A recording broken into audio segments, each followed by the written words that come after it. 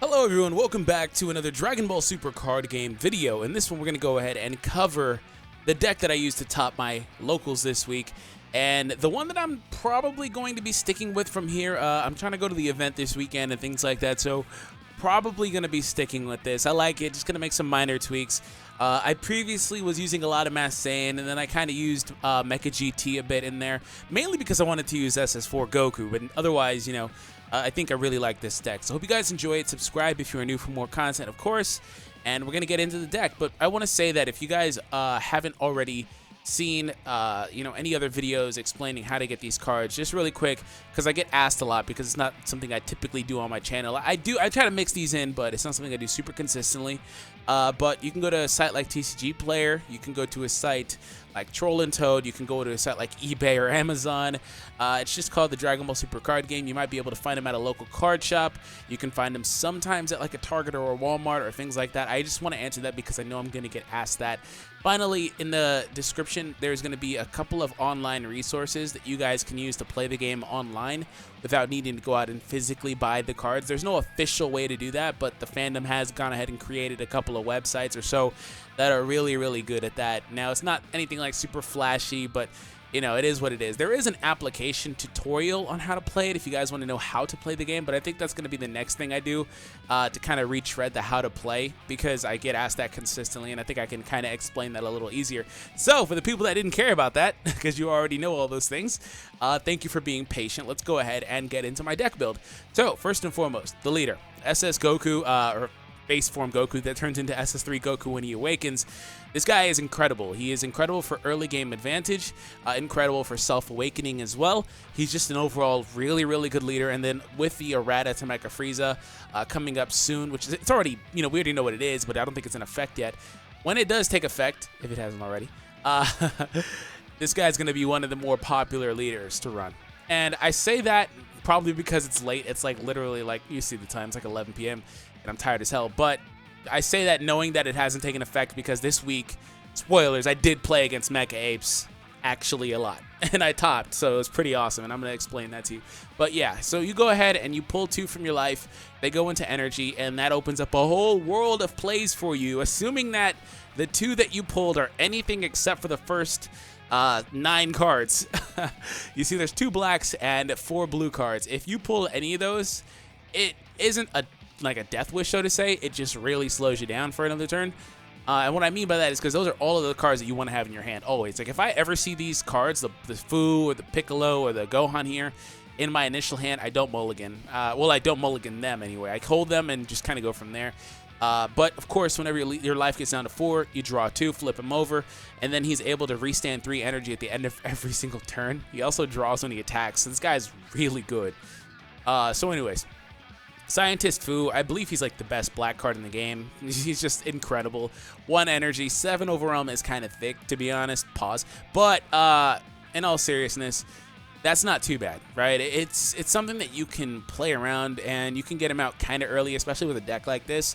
Whenever it comes to some of the combos that you would be using, you know, the negates or the combo pieces, just the way that you play, Fu isn't too bad. And that 2, he's definitely worth it because he pops in again as a 2-draw, and he's a double strike 25k body that the opponent has to deal with. He's great on that final turn of the duel. You just kind of put him out there, and it's like, well, you've blocked all these other attacks. You use your negates earlier in the turn or last turn or whatever. Can you stop this guy? I've had a lot of people fold and just kind of give up when it's like, okay, well, I attack you with like 3 other threats. Maybe this Gohan, maybe the other Gohan. And then you stop all of that. Maybe my leader attacks. But then it's like, okay, well, for 1 energy, basically, I play Fu. And there's nothing you can really do. So Fu comes out. He's an incredible card. Again, one of the best black cards in the game.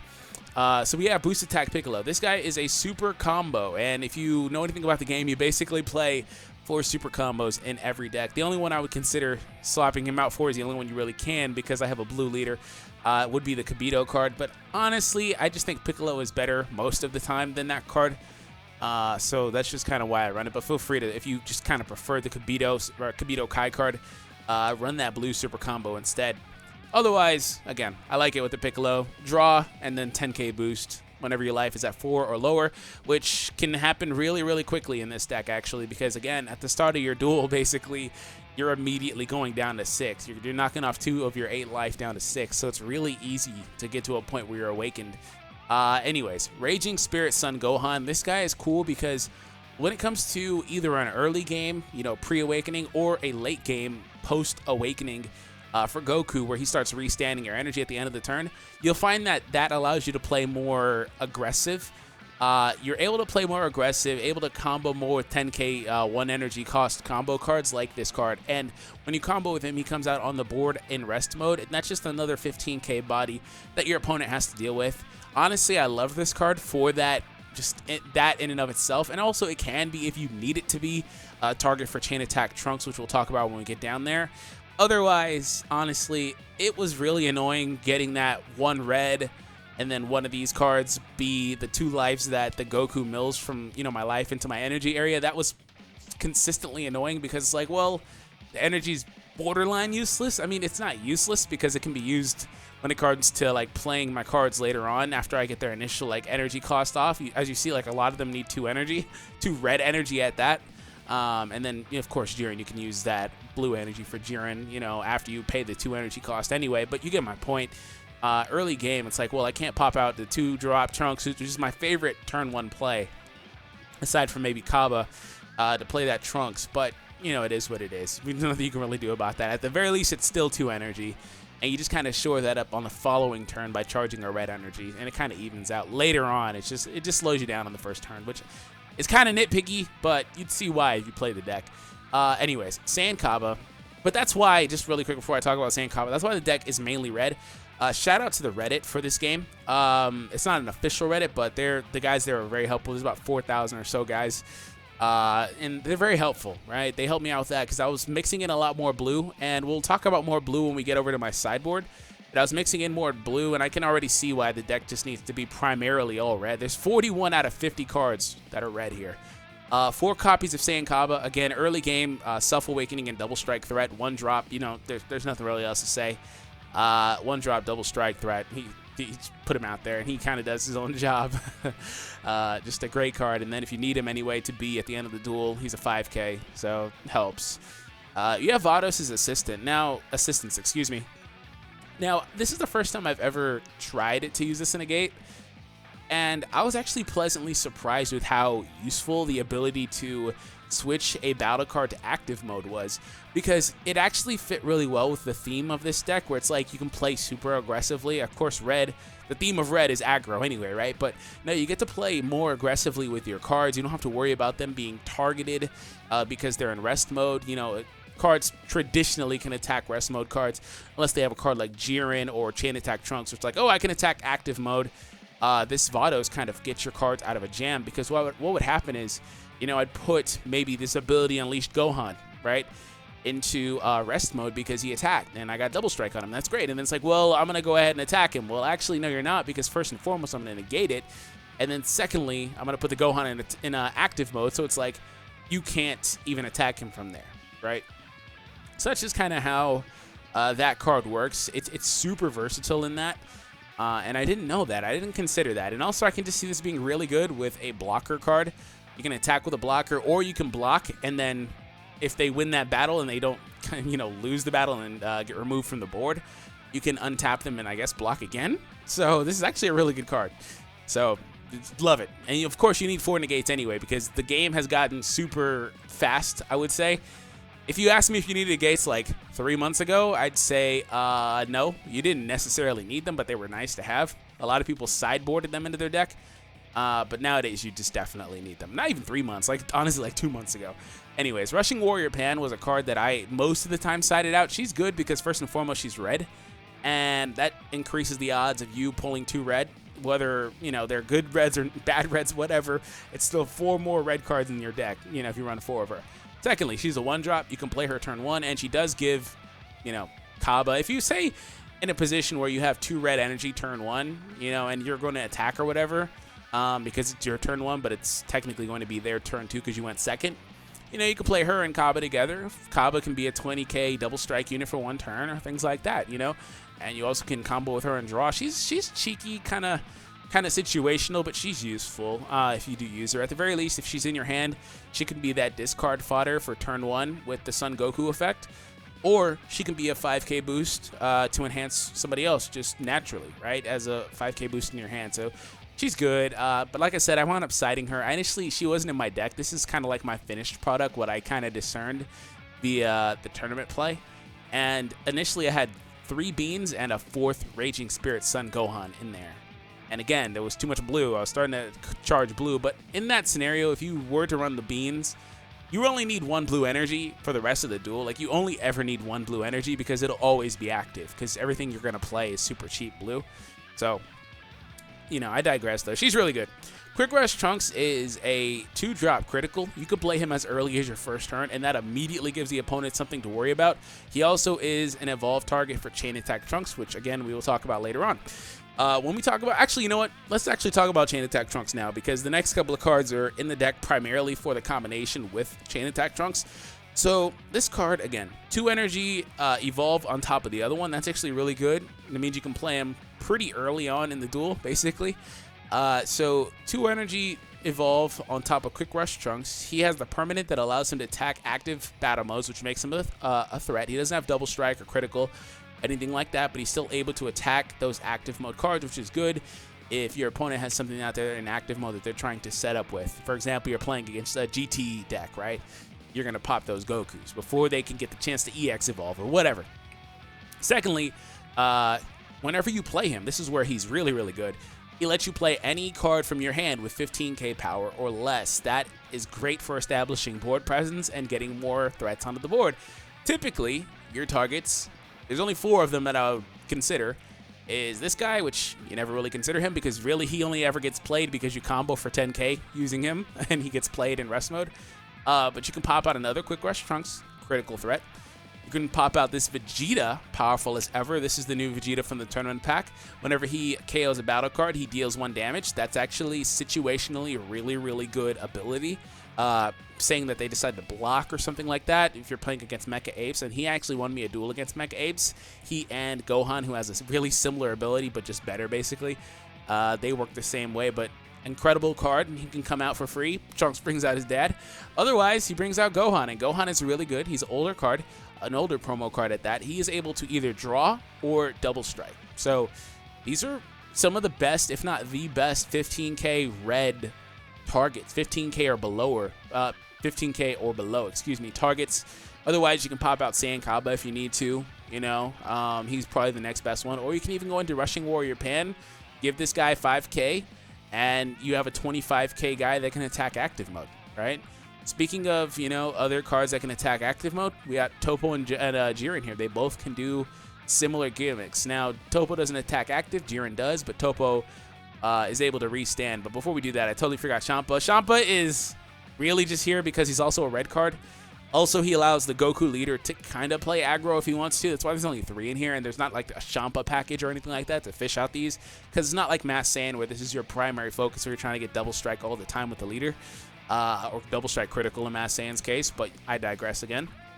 You know, it's here because it's a 10k boost for Goku. It requires 1 energy, and like I said earlier on, when Goku's awakened, you just basically use all your energy in your turn, and then he restands 3 energy. And 3 energy is surprisingly enough to where you can actually make it through, you know, another turn most of the time. That's where I kind of found that Vados' assistance is really good because of the 3 energy, but I also found that it's kind of, sometimes maybe a blue package would be better because of the Whis' Coercion's ability to restand. Because if your opponent's going super aggro or super, like, board heavy Mecha Apes, it can be really hard to deal with all of those double strike threats out there. But nonetheless, Champa's there just for Goku to be another double strike threat, because in the best case scenario, I can have Kaba out there as a double strike, I can have Fu out there as a double strike, I can have this Gohan as a double strike, I can have the leader, thanks to this, as a double strike card, I can have Jiren as a double strike card, I can have the Gohan here as a double strike card as well, and there's just a lot to deal with. But again, Topo is a negate as well. I run 4 of him. He's honestly one of the best cards from Crossworlds in my mind. Definitely deserved to at least be an SR, but isn't. He can be played for 2 energy if anybody's leader is awakened, basically. So he comes out really, really early as well. So you're able to play him, he negates, and then on the offensive turn, when it's your turn, he's able to attack And if they decide to block him, you know, and he destroys the battle card for whatever reason, he goes back to active mode. He can restand, and he can do it all over again. So, again, another card that's really good against that 8 matchup because you can just kind of wipe out their board presence. So, really, really good card. And speaking against that matchup, you have Jiren here. Jiren is really, really good, and he's able to attack active mode cards. Same thing I talked about earlier with the Trunks, and that makes him a threat. He has double strike as well. He also gets to attack twice in the turn, and he also gets a power boost. So Jiren is an incredible card. I only run 3 though because I didn't think he needed 4, and I felt like 4 was kind of cloggy. It's not the same as 4 Topo because at the very least I don't mind losing Topo as like an energy fodder or anything like that, and he's a negate. Right, an extra negate. That's all it really comes down to when it comes to Topo. Also, another thing is Topo is a 5k boost as opposed to a 1 energy cost, which, like I already pointed out, is a good thing a lot of times. It's not really that big of a deal to pay this, but I will say, if you get in a position where your hand is a bunch of 1ks, you only have 3 energy most of the time because Goku limits you to having 6 maximum. So you can be kind of screwed if they try to rush you at the end of the game. But speaking of another 1k boost, 1 energy requirement card, this card I wouldn't decide to drop at all. He is, you know, definitively here in this deck because he's one of the best cards. He's basically another Piccolo in that he's a 10k 1 draw boost, except he requires 1 energy, which again, you restand 3 anyway, so it's not that big of a deal. Then we talked about Chain Attack Trunks, and the final card is Miraculous Comeback Gohan. This guy, if he attacks a battle card and destroys it, the opponent takes 2 battle damage. So basically, you have a card who can come out early because if your hand is low, he can come out early for 2 energy, 2 red energy, as opposed to 6 red energy, which is ridiculous. And then on top of that, he attacks double strike, you know, if he goes to the leader and they don't block, or he's double strike if he destroys a battle card, basically. So either way, that's just overwhelming threat. I had a game where it came down to this guy at the end, and it was like, well, what are you going to do, right? What are you going to do? Can you stop this? Because if you can't stop it with, you know, comboing over Gohan, he's honestly too heavy of a threat. Him and Fu are just too consistently good on that final couple of rounds, excuse me. Unless they get bloodlusted, you know, they're kind of too hard to deal with. Bloodlusting Fu kind of screws him, but Gohan, he can just stay in active mode and come back next round and try to do it again. Assuming that you have the defenses to last another round, that is, right? But that's the deck. I really enjoyed it. I thought it was great. The only deck I didn't really play against was Mecha Veggies. Unfortunately, I never got that matching in my pairing. So I imagine that deck could be a problem because my deck has no barrier.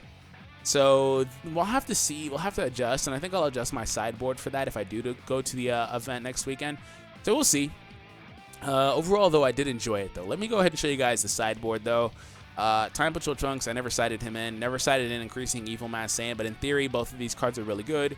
Card advantage and being able to manipulate what I get. And then on top of that, this guy, Self-Awakening if you need it, and also destroying an opponent's monster. A lot of times, I would just side in the additional Gohan and Jiren. I know I said 4. Oh, no, I didn't side in the additional Jiren. I went ahead and sided in the third Gohan.